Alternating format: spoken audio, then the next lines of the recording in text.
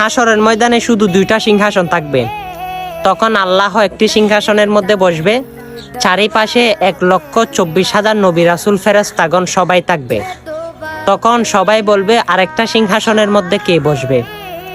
তখন জিবরিল আমিনকে আল্লাহ ডাক দেবে। তখন জিবরাইল আমিন বলবে, এই আল্লাহ, আমার মনে হয় হযরত আদম নবী বসবে। আমার আল্লাহ বলে, না, আমার মনে হয় হযরত ইব্রাহিম নবী বলবে, জাতির পিতা ইব্রাহিম। তখন জিবরাইলকে আল্লাহ বলে, না, এই মাত্র এই সিংহাসনের মধ্যে একজনে বসতে পারে, তিনি হচ্ছে সরকারে কায়নাত রাহমাতাল লিল আলামিন, আমার নবী, আপনার নবী। তখন জিবরাইল চারিদিকে তাকাবে, দেখবে আমার রাসূল হাসরের ময়দানে কোনো দিকে নাই। তারপর জিবরাইল এক দৌড়ে ফুলসিরাতের কিনারে যাবে। তখন দেখবে আমার রাসূল কান্না করতেছে, ইয়া উম্মতি, ইয়া উম্মতি বলে। তখন আল্লাহ অর্ডার দিবে, হে জিবরিল, আমার হাবিবকে নিয়ে আসো। আমি আজকে এই মহান দিনে আমার হাবিবের মুখে কান্না শুনতে চাই না।